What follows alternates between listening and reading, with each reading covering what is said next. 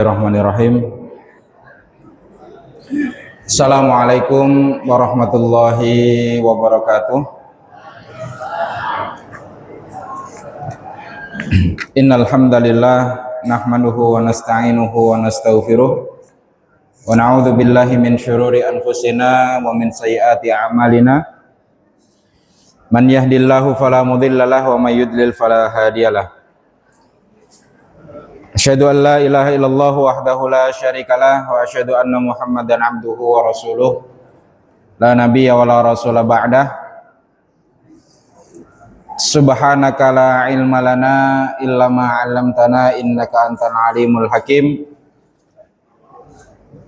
Rabbi shrah li sadri wa yassir li amri wahlul 'uqdatam min lisani yafqahu qawli, amma ba'du. Hadratul muhtaramin yang kami hormati, orang tua kami semuanya yang hadir di pagi hari ini, pembina Majelis Duha Nasional Pak Haji Bustami, Pak Haji Baihaqi, serta seluruh pengurus Majelis Duha Nasional, Pak Direktur, Pak Sekjen, dan semua anggota Majelis Duha Nasional, terutama kepada tuan rumah, pengurus takmir Masjid Fastabiqul Khairat Komplek SMA, serta yang kami muliakan dan takzimi serta hormati Bapak dan Ibu jamaah Majelis Duha Nasional dari masyarakat sekitar Bulian, dari pengurus-pengurus masjid dan juga jamaah-jamaah masjid yang sudah Allah takdirkan kita bisa berkumpul dan bersama-sama untuk bertemu di Masjid Fastabiqul Khairat ini. Alhamdulillah, kita terus melantunkan pujian kita karena satu-satunya yang layak kita puji, layak kita haturkan segala pujian adalah hanya Allah Subhanahu wa Ta'ala.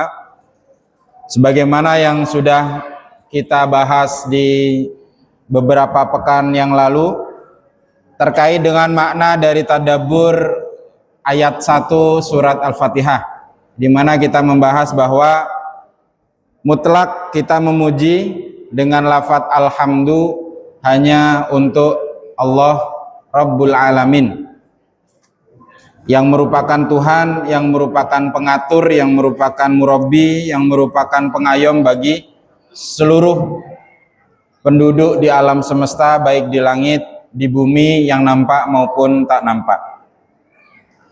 Maka Bapak Ibu yang dirahmati Allah Subhanahu wa Ta'ala,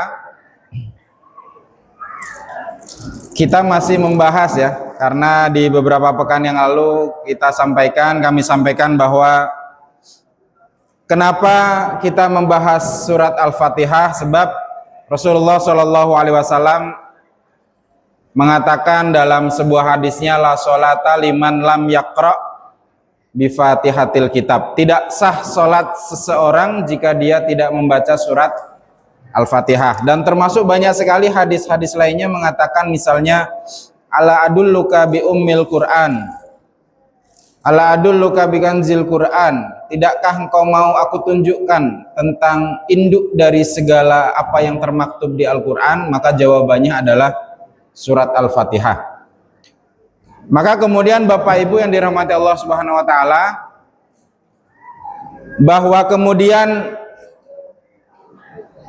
gairah atau semangat membaca surat Al-Fatihah itu terkadang ya, tidak selalu hilang saat lafaz-lafaz yang harusnya dia menjadi pakem dalam agama sudah bergeser menjadi sebuah rutinitas yang pasti dan selalu kita lantunkan dan lafadzkan setiap hari. Dan Bapak Ibu perlu diketahui, agama dan apa saja akan kehilangan ruhnya jika dia sudah menjadi sebuah rutinitas. Misalnya upacara 17 Agustus, itu kalau kita lakukan setahun sekali, itu rasa nasionalisme kita akan meledak-ledak tuh. Rasa-rasanya kita persiapan prepare untuk menyiapkan baju, menyiapkan sepatu, menyiapkan peralatan-peralatan dan perlengkapan yang lainnya, itu dengan penuh persiapan yang matang. Tapi kalau upacara itu sudah kita lakukan setiap minggu, setiap hari Senin seperti anak-anak sekolah kita, maka upacara itu rasa-rasanya sudah menjadi sebuah rutinitas yang kesakralannya mungkin akan berkurang. Kira-kira analoginya seperti itu. Termasuk surat Al-Fatihah, jangankan seminggu sekali, sehari saja minimal kita baca 17 kali, itu yang wajib. Belum ditambah zikir kita, belum ditambah sholat sunnah kita, belum ditambah dengan bacaan-bacaan yang lainnya di luar dari rutinitas wajib-wajib yang kita lakukan setiap hari. Maka kata para ulama, rasa atau gairah ini harus kita bangkitkan kembali, harus dihidupkan kembali agar dia menjadi mukhul jasad, agar dia menjadi injisam, agar dia kembali, ruh kita terasa kalau kita baca Al-Fatihah itu kita menghayati dan memaknainya kembali dengan sepenuh hati. Itu kenapa kami menyampaikan tadabbur dari surat-surat Al-Fatihah. Termasuk sebuah hadis yang disampaikan oleh Rasul sallallahu alaihi wasallam bahwa Rasulullah sallallahu alaihi wasallam yaqul qala Allahu azza wa jalla qasamtus sholata baini wa baina abdi nisfain. Aku membagi, kata Nabi, salat itu dua bagian. Wali abdi ma sa'al, dan bagi hambaku apa yang dia mohonkan akan aku kabulkan. Fa idza qala al-abdu alhamdulillahi rabbil alamin, sudah kita bahas di beberapa pekan yang lalu. Jika seorang hamba mengucapkan, menyampaikan, melafadzkan kalimat alhamdulillahi rabbil alamin, qala Allahu azza wa jalla hamidani abdi, kata Allah, oh hambaku sedang memujiku dengan ucapan alhamdulillahirabbil alamin. Allah tersanjung, Allah senang dan Allah bahagia. Wa idza qala ar-rahmanir rahim, dan ini pembahasan tema kita di pagi hari ini, ayat yang ketiga. Ketika seorang hamba melafadzkan ar-rahmanir rahim, maka qala Allahu azza wa jalla, Allah berkata, Allah berfirman, athna alayya abdi. Ini masih tentang sanjungan. Maka Allah mengatakan, Allah berfirman, hambaku telah memujiku. Wa idza qala al-'abdu maliki yaumiddin, jika seorang hamba melanjutkan lafadznya dengan ucapan maliki yaumiddin, maka qala Allah azza wa jalla majjadani abdi, hambaku telah memuliakanku, memujiku, menyanjungku, memuliakanku, sampai di ayat yang keempat. Wa idza qala al-'abdu iyyaka na'budu wa iyyaka nasta'in, jika kita kemudian melanjutkan ucapan kita dengan lafaz iyyaka na'budu wa iyyaka nasta'in, qala hadza baini wa baina 'abdi wa li 'abdi ma sa'al. Kata Allah, inilah bagianku dan bagian hambaku, dan bagi hambaku apa yang dia minta akan aku kabulkan. Apa permintaan seorang hamba berikutnya? Dengan ucapan ihdinas siratal mustaqim, tunjukilah kami jalan yang lurus, siratal ladzina an'amta alaihim ghairil maghdubi alaihim waladdallin, amin. Maka Allah qala hadza li 'abdi wa li 'abdi ma sa'al, ini adalah bagian hambaku, maka untuk hambaku apa yang dia minta akan aku kabulkan. Maka terkadang kita menemukan imam-imam agak ada jeda sejenak, sebelum amin. Di situ ada sebuah permintaan yang terekam dalam hatinya. Tidak ada lafaz khusus, bebas saja menyampaikan apa, itu ada tambahannya. Walaupun sebenarnya ketika kita membaca surat Al-Fatihah itu adalah lantunan ucapan doa yang kita sampaikan kepada Allah dengan permohonan ihdinas siratal mustaqim, dan itu cukup untuk merangkum dari semua permintaan. Asal kita ditunjukkan jalan lurus, jalan yang tidak dimurkai Allah, jalan yang diridhai Allah, maka insya Allah selamat hidup kita di dunia maupun di akhirat. Bapak Ibu yang dirahmati Allah Subhanahu wa taala, mohon izin kami di atas, Pak Bayhaqi, Pak Bustami, dan bapak-bapak orang tua kami yang lainnya, Sepertinya umur saya yang paling muda. Ini kalau penampakan sekilas ya. Walaupun ada anak-anak tadi saya nengok di belakang. Saya 36 tahun. 36 tahun. Insya Allah yang masih muda, tapi saya di atas. Tadi agak kurang bagaimana. Mudah-mudahan karena biar bisa dilihat ibu-ibu yang di belakang. Maka bapak-bapak, ibu-ibu yang dirahmati Allah Subhanahu wa taala, kita lanjutkan pembahasan kita tentang surat Al-Fatihah. Kita sudah sampai di ayat yang ketiga yang berbunyi Ar-Rahmanir Rahim. Yang artinya kalau kita baca di terjemahan itu yang Maha Pengasih lagi Maha Penyayang. Kalau diartikan dalam pengajian-pengajian itu Ar-Rahman kang moho welas asih ing dalem donya lan akhirat, Ar-Rahim kang moho welas asih ing dalem akhirat bloko. Ada yang nyaut ya.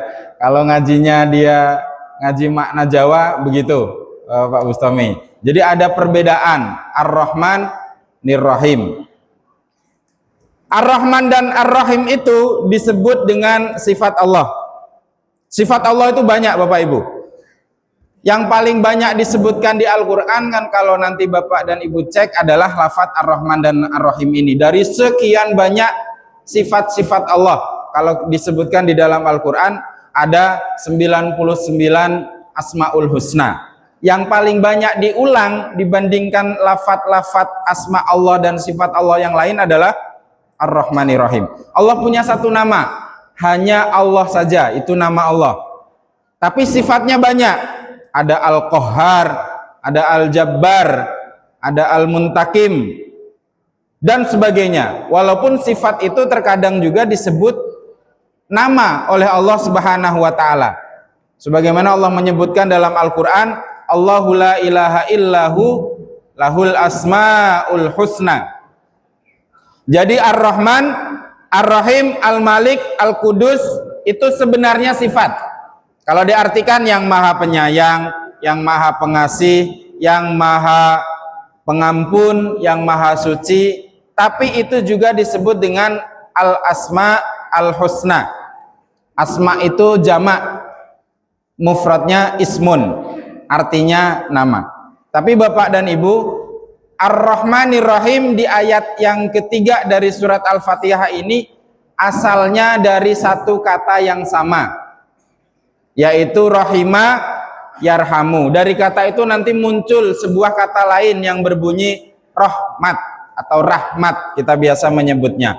Rahmat itu artinya kasih sayang.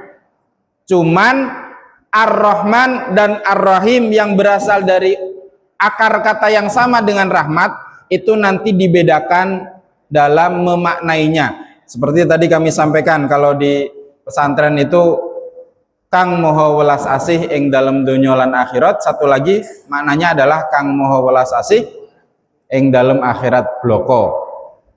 Maka sebagian memahami, sebagian itu artinya tidak semua. Karena Bapak Ibu semuanya itu kita, kemarin kami sampaikan di pengajian rutinan Senin itu, apapun itu fihi khilaf. Apapun itu selalu ada dua makna, bahkan lebih. Tidak ada yang benar-benar sepakat, kira-kira begitu dalam hal keilmuan, termasuk dalam menafsirkan dan memahami ayat-ayat Al-Quran. Sebagian memahami Ar-Rahman itu sifatnya penyayang kepada semua makhluk tanpa kecuali. Mukminkah dia, kafirkah dia, berdosakah ia, rajin ibadahkah ia, semuanya mendapatkan kasih sayang Allah yang bernama Ar-Rahman. Kata Allah di surat Ghafir, Rabbana wasi'ta kulla syai'in Rabbana wasi'ta kulla syai'in rahmatan wa ilma. Allah itu, Tuhan itu maha luas rahmatnya yang diberikan kepada segala sesuatu. Jadi tanpa kecuali, tidak ada pilih kasih, mendapatkan rahmat Allah dan semuanya pasti mendapatkan. Allah tidak memandang apakah orang ini ahli maksiat apakah orang ini ahli taat. Semuanya mendapatkan rahmat. Nah, rahmat yang diberikan Allah kepada semuanya itu disebut dengan sifat Ar-Rahman.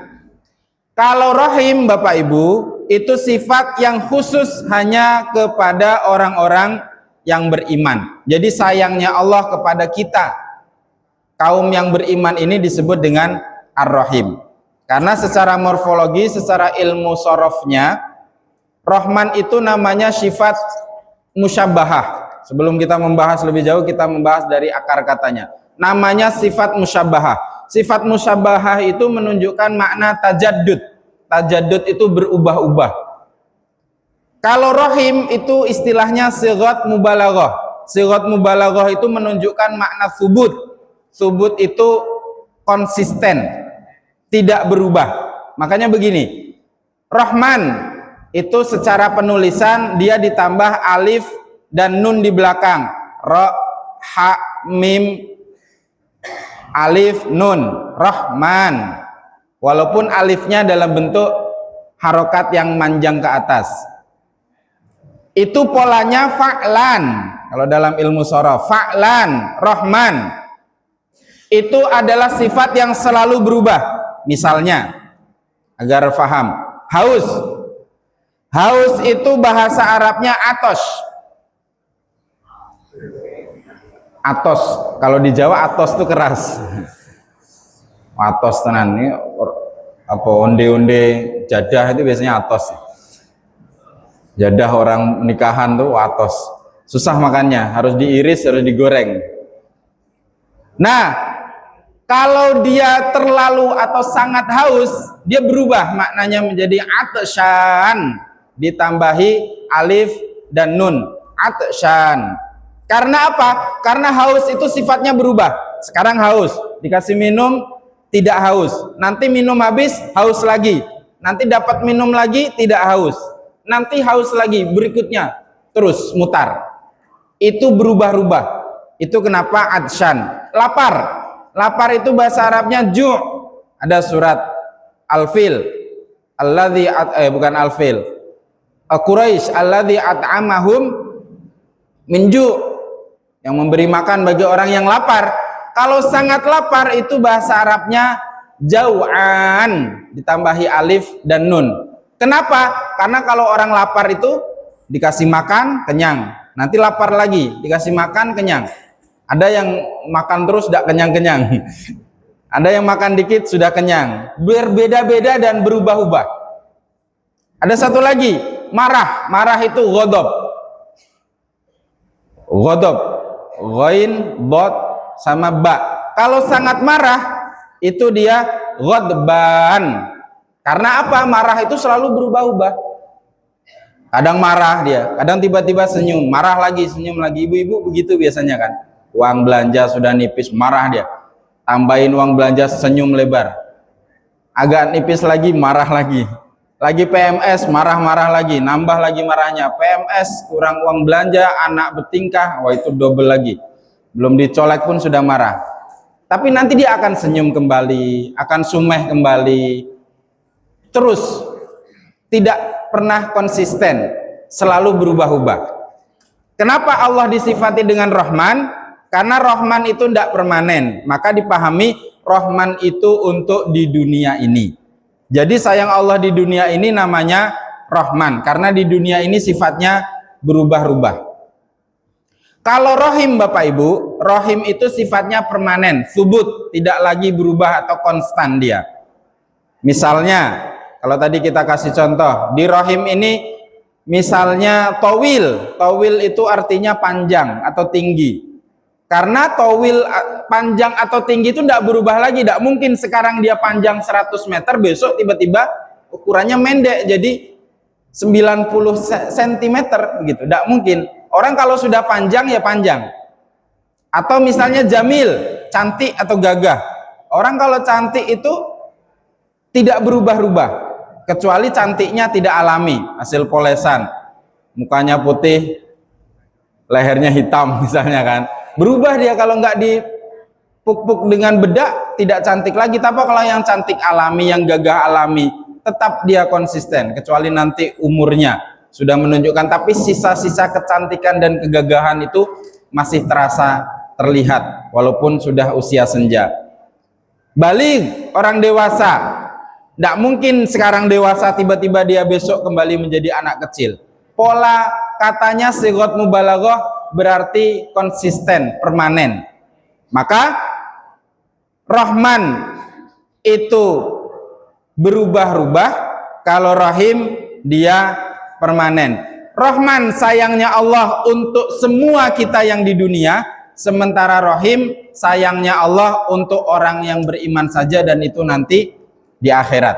Bukti bahwa apa dalil yang menunjukkan bahwa Rahman itu untuk semua termasuk untuk orang kafir? Bapak Ibu cek di surat Al-Mulk. Tadi kita tidak baca ya, tadi Yasin dengan Al-Waqiah saja. Di surat Al-Mulk itu ada sebuah lafaz yang berbunyi faman yujirul kafirin min adzabin alim.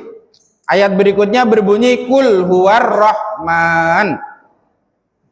Siapa, kata Allah, yang bisa menyelamatkan orang kafir min adzabin alim, dari azab yang pedih? Allah mengatakan kul, katakan, dialah Ar-Rahman, yaitu sifat Allah Ar-Rahman yang dapat menyelamatkan orang kafir dari siksaan yang pedih.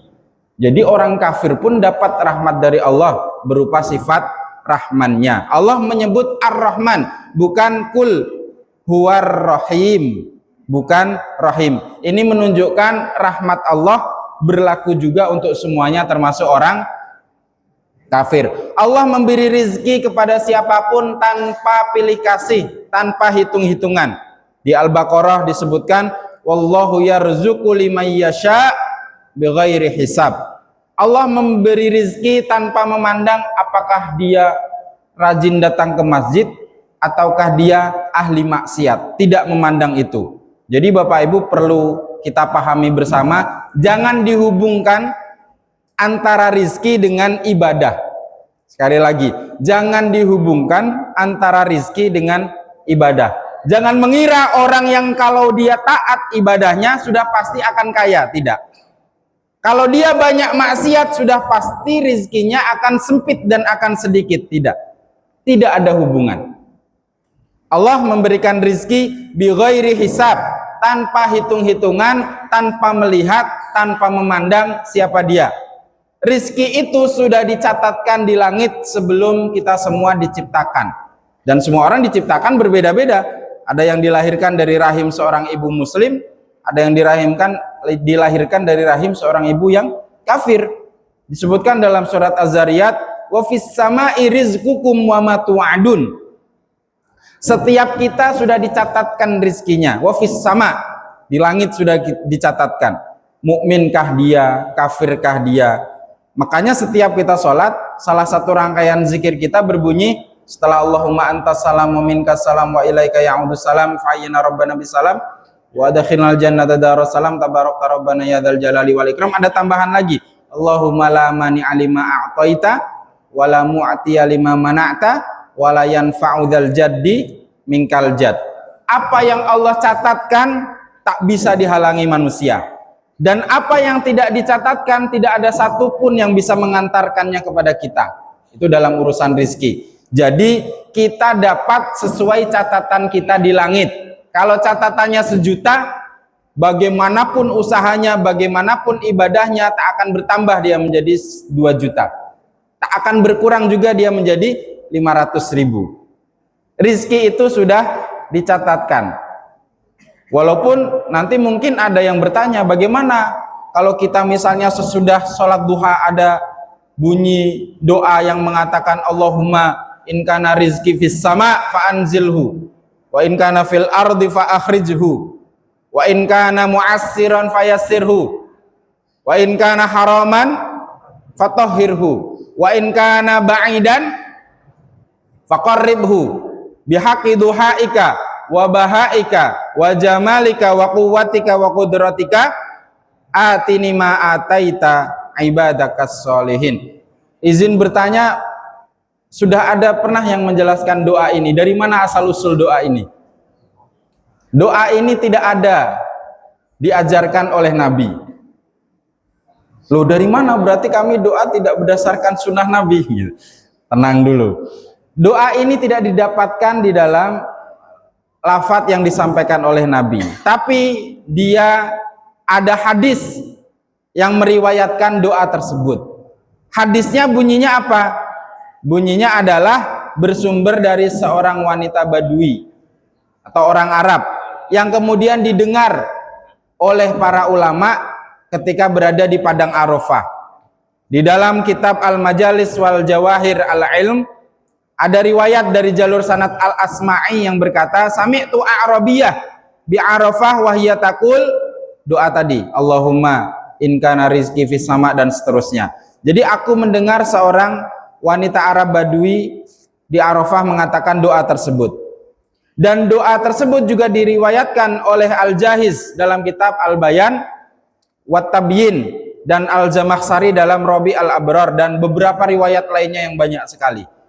Maksud dari doa itu adalah untuk kita memperoleh rizki dan memudahkan datangnya rizki, walaupun catatannya tetap sama, tapi dimudahkan oleh Allah. Dan doa ini kenapa kita sampaikan? Karena Aisyah radhiyallahu anha pernah menyampaikan riwayat bahwa kana Rasulullah shallallahu alaihi wasallam yastahibbul jawami minad du'a wa yada'u ma siwa dzalik. Ada sebuah lafaz hadis yang disampaikan oleh Aisyah bahwa Rasul menyukai doa yang menyeluruh. Dan menurut ulama doa ini adalah doa yang menyeluruh. Rangkaiannya indah, disebutkan semuanya. Jika di langit turunkan, jika di bumi keluarkan, jika jauh dekatkan, jika susah mudahkan, dan seterusnya. Wa yada'u ma siwa dzalik, dan Rasul meninggalkan doa-doa yang tidak jawami, tidak menyeluruh.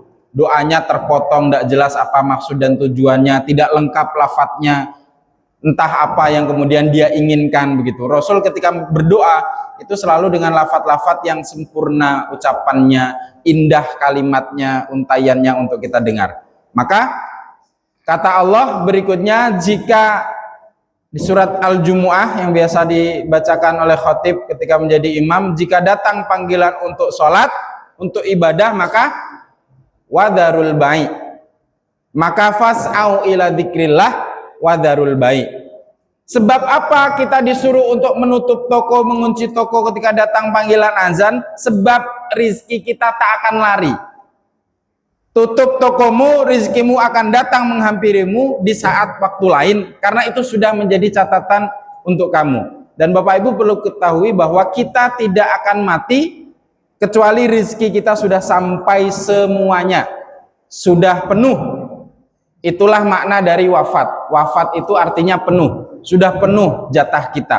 Ketika kita nanti menghadapi sakaratul maut, datang malaikat pemberi rizki atau pengantar rizki itu kepada kita. Ya fulan, wahai hamba Allah, aku telah berjalan seluruh penjuru bumi, ke utara, ke selatan, ke timur, ke barat, dan sudah tidak ada lagi jatah rizkimu aku temukan. Maka saatnya engkau pergi. Kalau ternyata ada jatah kita di Madinah misalnya, oh berarti kita harus mengambilnya dulu. Belum jadi wafat kita. Dan kita berdoa mudah-mudahan rizki kita masih bertebaran di mana-mana, jadi lama juga kita nanti menghadapi sakaratul maut. Jangan dulu ya Allah, masih ada rizkiku di kampung, masih ada tanah sepetak di sana. Jangan dulu lah begitu. Sambil kita mengumpulkan bekal sebanyak-banyaknya. Karena yang terbaik adalah umur panjang, berkah, dan juga manfaat kita bisa pakai untuk kebaikan. Dan nanti Bapak Ibu yang dirahmati Allah Subhanahu wa taala, ketika kita mati, lalu kemudian kita ditanya nanti di alam berikutnya oleh Allah, yang ditanya bukan berapa banyak rezeki yang kita dapat, tapi bagaimana fi maktasab, dari mana kita dapat, wa aina wa ila aina anfaqo, dan kemana kita membuang atau menyalurkan rezeki kita tersebut. Adapun jumlah Allah sudah tahu, sebab Allah yang menjatahnya. Sudah ada catatannya, tak perlu sibuk Allah kemudian menanyakan kamu dapat berapa, karena sudah ada catatannya, jatah kita sudah ada dan tidak pernah meleset dari catatan tersebut, sesuai dengan sifat rahmannya Allah. Orang kafir kalau dicatatkan banyak, dia tidak akan berkurang jatahnya sebab kemaksiatannya, tidak. Begitupun ahli ibadah, tidak akan dia bertambah catatannya dengan bertambahnya ketaatan dia kepada Allah Subhanahu wa taala. Namun Bapak Ibu, keberkahan rizki ini ditentukan oleh ibadah ya. Ini maksudnya. Kita selama ini memahaminya seperti itu. Jadi agar duduk di tempatnya, bahwa tidak ada tambahan, tidak ada pengurangan sesuai dengan jumlah catatan, namun keberkahan rizki ditentukan oleh ibadah kita. Sebab itulah janji Allah. Kalaulah penduduk negeri itu mau beriman dan bertakwa, wattaqau, apa kata Allah? La fatahna alaihim barakat minas sama. Kata Allah, jika mereka mau beriman dan bertakwa kepadaku, maka akan dibukakan keberkahan oleh Allah Subhanahu wa taala. Sebab Bapak Ibu, bisa jadi banyak tapi tidak berkah, jadi petaka buat dia. Bisa jadi dikit tapi berkah, jadi kebaikan untuk dia. Itulah kenapa janji Allah itu rizkinya bukan yang banyak, tapi rizkinya yang lapang, yang berkah. Wallahu yabsutur rizqa liman yasha. Allah melapangkan rizki, bukan membanyakkan rizki. Bukan membanyakkan. Di surat Nuh juga disebutkan bahwa tadi dipimpin oleh Pak Haji Bustami, istighfar kita pagi-pagi. Sebab kata Allah, fakultus taghfiru, maka istighfarlah. Kepada siapa? Rabbakum, kepada Tuhanmu. Innahu kana ghaffara, sesungguhnya dia Maha Pengampun. Apa janji Allah setelah kita mau istighfar? Yursilis samaa alaikum midrara wa yumdidukum bi amwalin wa banin wa yaj'al lakum jannat wa yaj'al lakum anharo. Kalau kalian mau istighfar banyak-banyak, akan melapangkan rizki, bukan sekedar membanyakkan.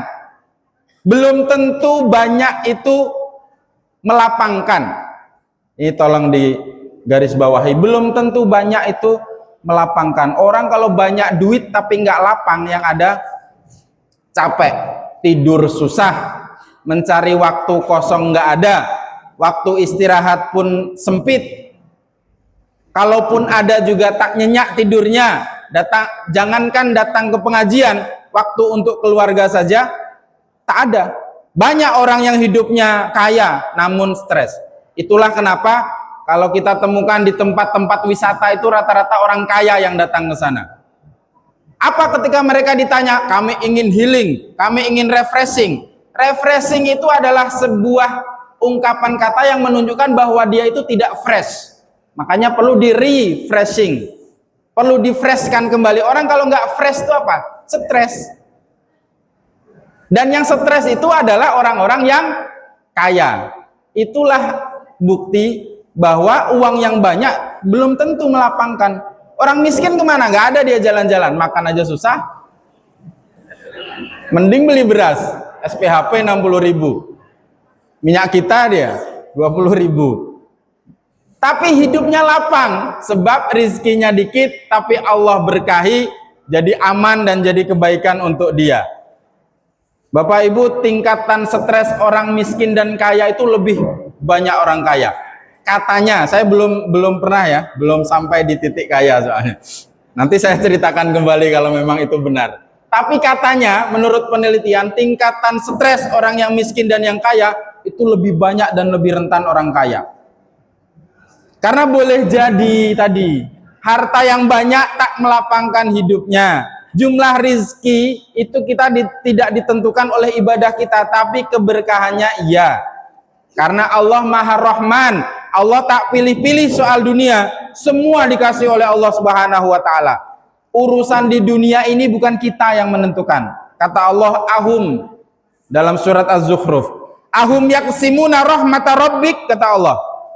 Apakah mereka yang membagi-bagi rahmatku? Nahnu qasamna bainahum ma'isyatahum fil hayatid dunya wa rafa'na ba'dahum fawqa ba'din darajat. Kata Allah, oh tidak, bukan mereka yang membagi-bagi, tapi akulah yang membagi-bagi di dunia ini, dan aku lebihkan sekelompok orang di atas kelompok orang yang lain. Allah sudah mengatakan seperti itu. Jadi kalau kita sama seperti misalnya membeli bolu, satu loyang, maka Allah lah yang mengiris bolu itu. Terserah Allah. Ada yang irisannya besar, ada yang irisannya kecil. Nasib kita saja yang mungkin kebagian irisan yang kecil. Ya Allah, kalaupun dapat ya agaklah yang besar dikit. Itu doa kita kan. Tapi Allah yang menentukan, Allah yang mencatat, Allah yang menjatah, bukan kita. Bukan sebab kita harus banyak-banyak ibadah biar catatannya bertambah. Nggak. Kalau berkah, ya. Tadi ya, jadi maknanya harus dibedakan. Sehingga Bapak Ibu, rizki itu bukan karena dia pintar. Salah Bapak Ibu kalau menyekolahkan anak tinggi-tinggi, mengkuliahkan sampai S3 dengan maksud dan tujuan agar rizkinya besar, agar pekerjaannya hebat. Tidak ada pengaruhnya. Betapa banyak profesor doktor hidupnya gitu-gitu saja. Rumah dinas, mobil dinas, dosen dia PNS. Gaji PNS berapa? Ini kata toke-toke sawit tuh gitu. Saya agak sebel juga dengar gaji PNS tuh berapa, kata toke-toke itu, kata yang sawitnya berhektar-hektar tuh. Memang benar kalau dipikir-pikir. Mereka sekali megang duit tuh puluhan. PNS berapa? Kurang dari puluhan gaji pokoknya. Maka bukan karena pendidikannya yang tinggi yang menentukan rizkinya lancar. Betapa banyak bos-bos itu bahkan SD saja nggak lulus, bahkan ijazahnya nggak punya, tapi dia sukses. Ini Pak Haji Jupri ketawa juga dengar ijazah. Tapi benar, bukan pendidikan yang tinggi yang menentukan rizki seseorang. Termasuk juga bukan yang paling keras kerjanya. Kalaulah yang paling keras kerjanya adalah orang yang pasti akan dapat rizki yang banyak, tentu para kuli-kuli bangunan, tukang-tukang becak yang dikayu setiap hari sampai betisnya keras, itulah yang paling banyak rizkinya. Tapi tidak. Bahkan kalau kita tengok fenomena sekarang, yang kerjanya cuma megang HP nih, Pak Haji Jupri dan kawan-kawan, hai guys, itu kalau sudah meledak channelnya itu 100 juta miliaran bahkan sebulan. Kita tunggu saja nanti. Amin. Ada 4 orang di sini YouTuber kita. Anak-anak muda kita sekarang cuma hai guys, hai guys, hai guys. Berapa duitnya? Kata tetangga itu anak orang nggak ada kerjaan yang nganggur terus, padahal di kamarnya dia layar terpampang. Jumlah traffic pengunjungnya selalu naik. Viewersnya berapa ratus ribu, berapa juta. Jangan salah, bukan berarti yang mencangkul setiap hari kelihatan banting tulang, peras keringat tiap petang pulang, itu lebih banyak rizkinya dibanding yang duduk-duduk manis, baring-baring saja di dalam kamar. Zaman sudah berubah. Maka semua pembagian itu karena sifat rahmannya Allah Subhanahu wa taala, dibagi ke semua orang. Adapun rahim, Bapak Ibu, rahim itu khusus hanya untuk kita yang beriman saja. Kata Allah apa? Wa kana bil mu'minin rahima, bukan rahmana. Dan adapun terhadap orang-orang yang beriman, Allah itu rahima. Allah itu maha penyayang yang memakai sifat rahim. Karena itu rahmat yang bersifat rahim ini khusus. Apa kata Allah? Inna rahmatallahi qarib minal muhsinin, bahwa rahmat Allah yang bernama Rahim ini adalah dekat dengan orang-orang yang muhsin. Muhsin itu apa? Orang yang ihsan dalam ibadah. Tidak mungkin orang kafir itu muhsinin. Sebab definisi ihsan, ketika malaikat Jibril datang bertanya kepada Nabi dalam berupa bentuk menyerupai wajah orang yang sangat tampan, bajunya putih bersih, rambutnya klimis, berkata, "Ma huwal ihsan?" Kata Nabi, "Al-ihsanu an ta'budallaha ka'annaka tarah wa illam takun tarahu fa innahu yaraka." Bahwa ihsan itu adalah engkau ibadah kepada Allah seakan-akan kau melihat Allah. Kalau kau tak mampu, maka ubahlah bahwa engkau merasa diawasi setiap waktu oleh Allah. Maka orang kafir tak mungkin ihsan. Orang ihsan sudah pasti ahli ibadah, sebab dia beribadah seakan-akan dilihat oleh Allah Subhanahu wa taala. Maka kata Allah, "Yahtassu bi rahmatihi may yasha wallahu dzul fadlil azim." Allah mengkhususkan rahmatnya itu hanya kepada siapa saja yang dia kehendaki. Artinya rahim khusus untuk orang-orang yang dikehendaki saja, tidak dibagi ke semua orang.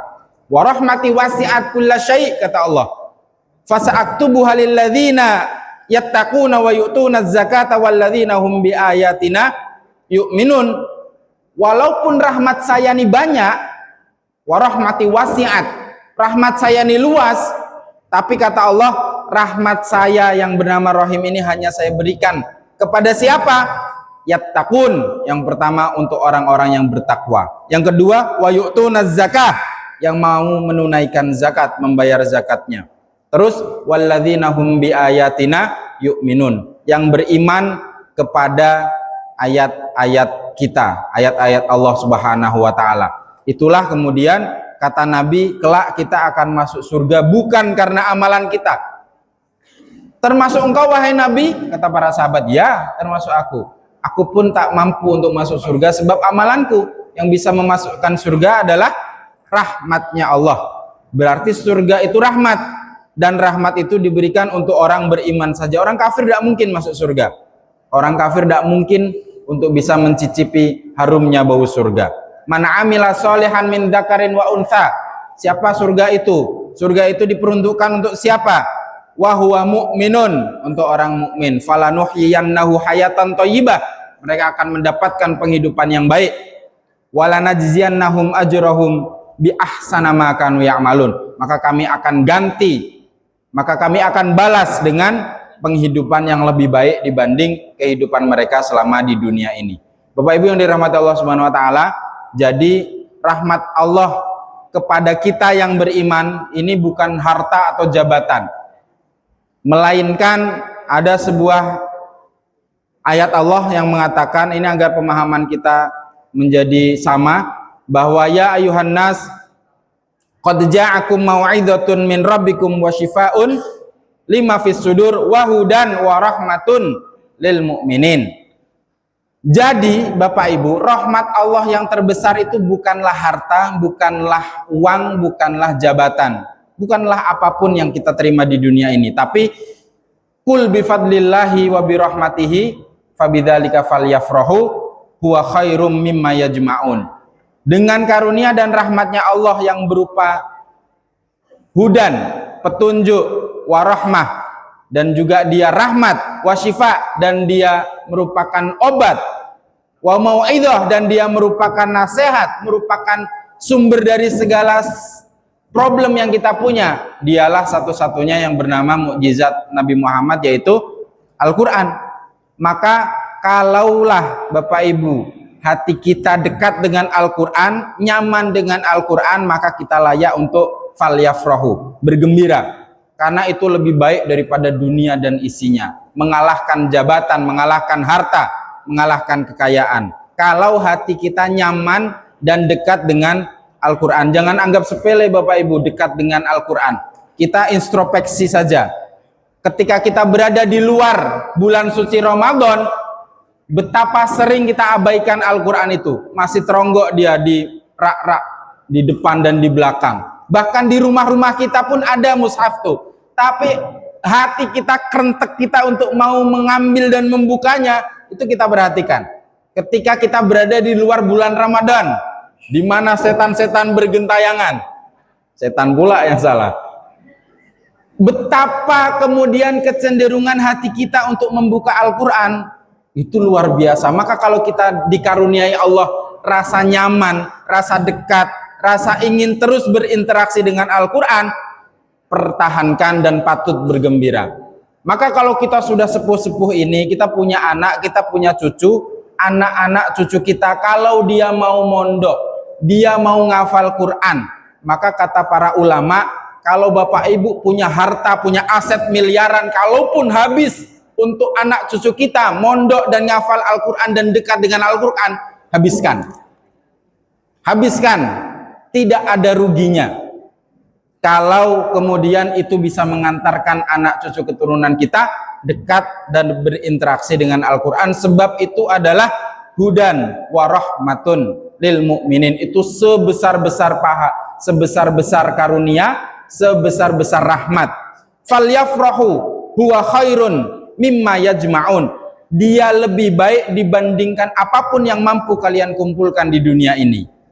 Maka mudah-mudahan kita diberikan hati yang condong kepada Al-Quran, bukan hanya di bulan Ramadan, Kalau bulan Ramadan rasanya mudah, banyak lantunan ayat Quran, kita kondisinya jauh dari makanan, apalagi bengang-bengong, bosan juga, maka ambil Quran, kita baca. Tapi kalau sehari-hari kita sibuk, maka sempatkan sehari. Ada program one day one juz, sehari 1 juz. Ada program one day setengah juz. Ada program one day 1 hari 1 halaman. Ada program one day 1 hari 1 ayat. Macam-macam programnya. Tidak apa-apa. Mending kita baca dikit tapi continue daripada kita khatam di bulan Ramadan saja, selebihnya wassalam. Sampai jumpa lagi nanti Ramadan tahun depan. Ya kalau kita sampai. Umur kita tak ada yang tahu. Apalagi bapak-bapak, ibu-ibu semuanya nih, nampaknya masih muda semuanya. Semangatnya yang muda kita tularkan kepada anak turun kita. Maka Al-Quran itu yang nanti akan menjadi penolong kita. Di saat semuanya tak mampu menolong, dia datang jadi kawan karib kita. Iqra'ul Quran fa innahu ya'ti yaumal qiyamati syafi'an li ashabi. Itu Bapak Ibu yang dirahmati Allah Subhanahu wa taala, itu tadi kita membahas ayat yang ketiga. Bismillahirrahmanirrahim. Alhamdulillahirabbil alamin. Ar-Rahmanirrahim. Ayat yang ketiga. Dan itulah beda antara Ar-Rahman. Kalau Ar-Rahman itu temporary itu enggak permanen. Kalau Ar-Rahim itu permanen, konstan. Karena nanti kalau di akhirat itu kaidahnya sudah tidak lagi berubah. Di akhirat dia begitu-begitu saja. Allah yang apa yang Allah gariskan di akhirat itulah yang berlaku untuk kita. Kalau di dunia ini Rahman ini hanya sampai batas kita nanti mati saja. Kita nanti kiamat saja. Maka ada batasannya dan dia bisa umum. Bisa kafir, bisa mukmin, bisa binatang, bisa manusia, bisa tumbuhan, semuanya dapat sifat rahmannya Allah Subhanahu wa taala. Itu saja yang bisa kami sampaikan, mudah-mudahan ada manfaat yang bisa diambil. Terakhir ada pesan dari Pak Haji Harno, kemarin ada ibu-ibu katanya yang kemudian menanyakan dalil zikir, doa atau tahlil berjamaah. Kita bahas itu kemarin Pak Haji Jupri ya, hari Senin ya. Kalau kemarin kita bahas sampai nggak doa kita tuh, sampai nggak Fatihah kita tuh gitu kan. Dan ini memang isu yang dari dulu tuh sudah ada dan jawabannya simpel, fihi khilaf kan begitu. Selalu ada perbedaan pendapat dan masing-masing punya landasannya. Apa dalil terkait dengan zikir dibaca dengan cara berjamaah dan juga doa atau tahlil? Karena zikir itu nanti bentuknya beragam ya. Doa, tahlil itu bagian dari zikir. Jadi jangan dipisah-pisah. Zikir itu sudah mencakup semuanya. Zikir itu ya di dalamnya ada doa, di dalamnya berupa lafaz tahlil. Tahlil itu kan la ilaha illallah. Zikir itu lebih luas lagi. Ada subhanallah, ada alhamdulillah dan seterusnya. Dia bisa dilakukan dengan individu dengan sendiri dan juga bisa dilakukan dengan berjamaah, mengeraskan suara agar semangat berzikir. Tetapi polemik terkait dengan zikir dilakukan dengan suara lantang dan berjamaah itu sudah lama diperbincangkan.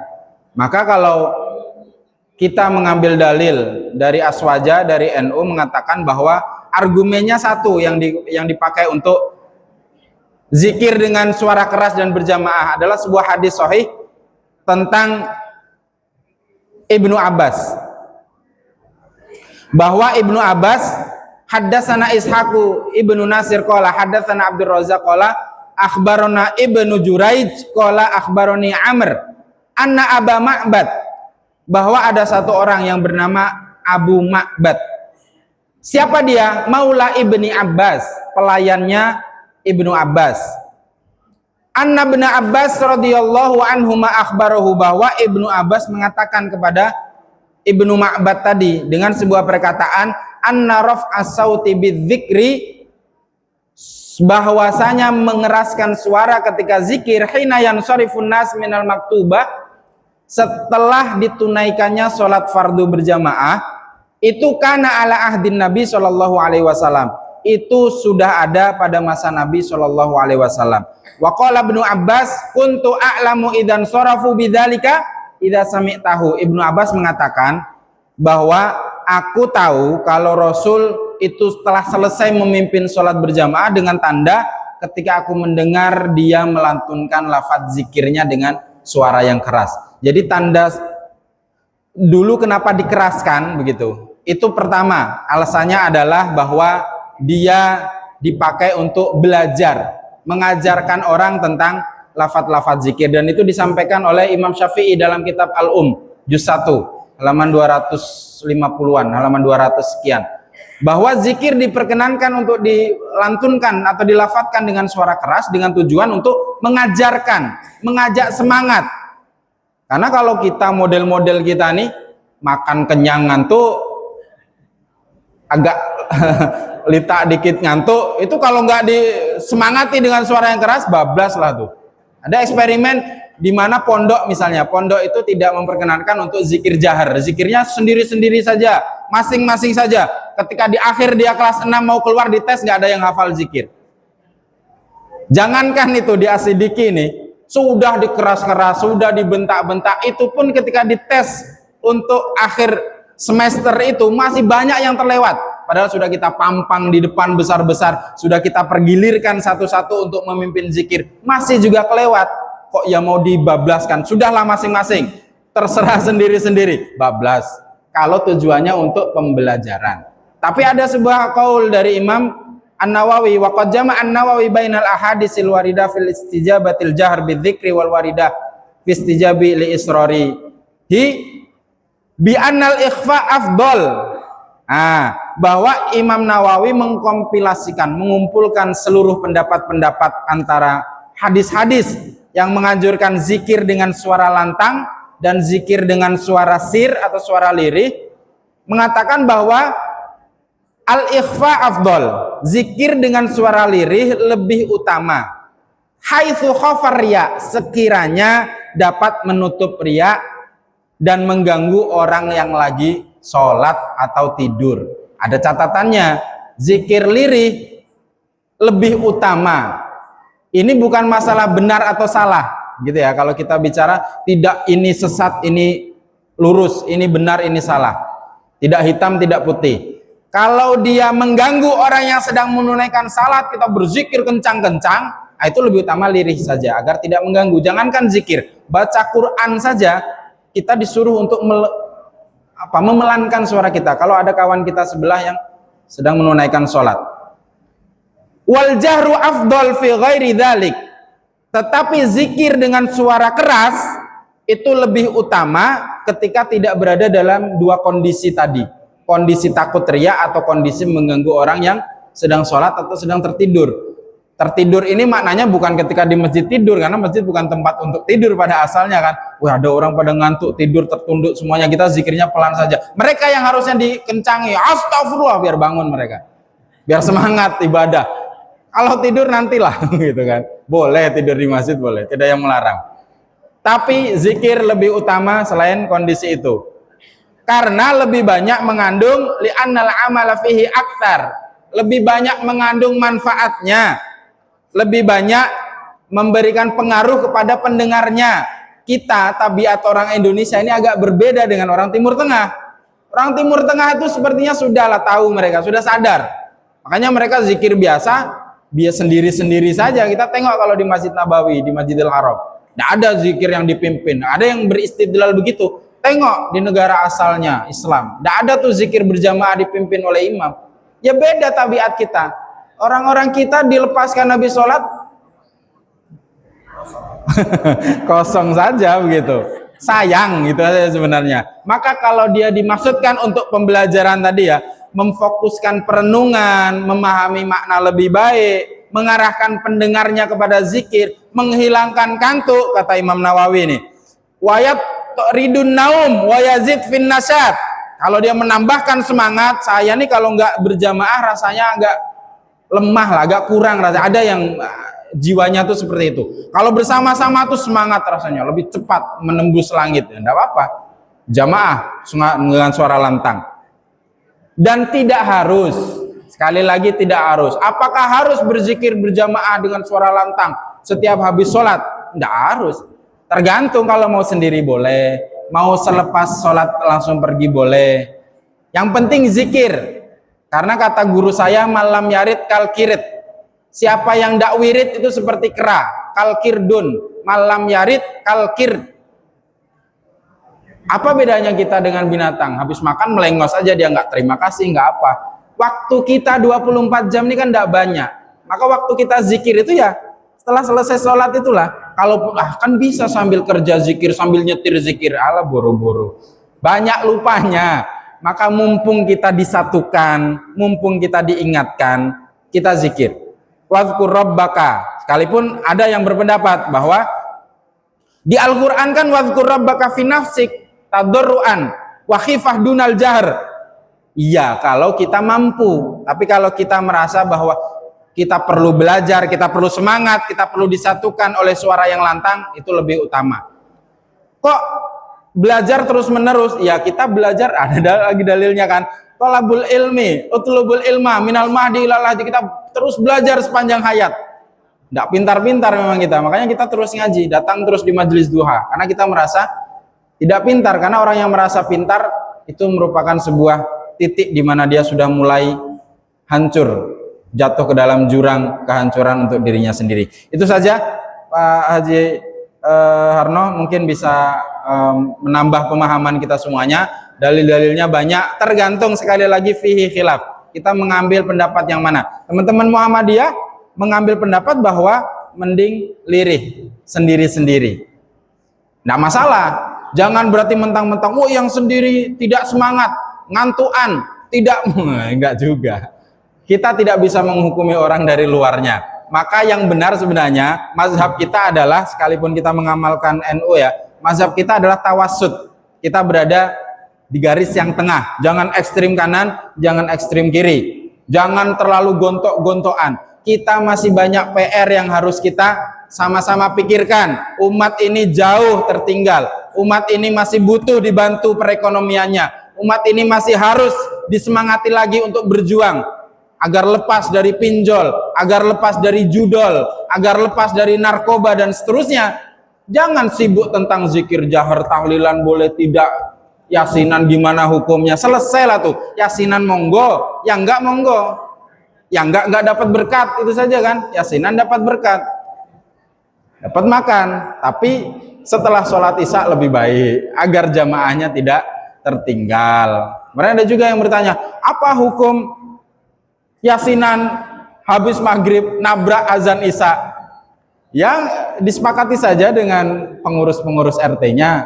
Kalau bisa misalnya nih, Pak Haji Bustami, Pak Haji Bayaki dibawa sama seperti MUI mengagendakan takzim kuburan, takzim yasinan dan tahlilan agar tidak menabrak waktu sholat, bagus juga. Agar isu itu kemudian dirasakan oleh semua. Karena kalau hanya RT saya sudah nih, RT saya belum, RT saya susah, RT-nya nggak mau ngaji, RT-nya nggak paham, susah pula tuh. Tapi kalau berupa instruksi dari kabupaten, selesai urusan. Karena itu sebenarnya fungsi dari sebuah jabatan, sebuah kekuasaan, agar bisa dirasakan manfaatnya untuk kita semua. Kita tentu sepakat bahwa sholat paling utama, tapi yasinan juga bagus untuk sarana silaturahim kita berkumpul antar warga. Jangan gara-gara mempertahankan sholat di awal waktu, lalu kita dimusuhi satu RT, bahaya juga. Itu tidak tawasud namanya, tidak jalan tengah, itu ekstrim kanan. Nanti yang kiri, yang baru kita mulai, ayo kita mau sholat, ayo kita ajak, nggak mau kamu aja nggak mau yasinan, nggak mau tahlilan misalnya gitu. Itu kan bukan win-win solution. Mudah-mudahan itu saja yang bisa kami sampaikan dan bisa diambil manfaat. Hadanallahu wa iyyakum ajma'in. Kita tutup dengan sama-sama mengucapkan istighfar. Astagfirullahaladzim, astagfirullahaladzim, astagfirullahaladzim. Mudah-mudahan Allah berkahi rizki kita, Allah tambahkan selalu, Allah lapangkan selalu. Walaupun catatannya itu-itu saja, tapi tentu kita husnuzon bahwa Allah menyiapkan yang terbaik untuk kita dan anak cucu kita. Hadanallahu wa iyyakum ajma'in. Subhanakallahumma wa bihamdika asyhadu an la ilaha illa anta astaghfiruka wa atubu ilaik. Tsumma assalamu alaikum warahmatullahi wabarakatuh.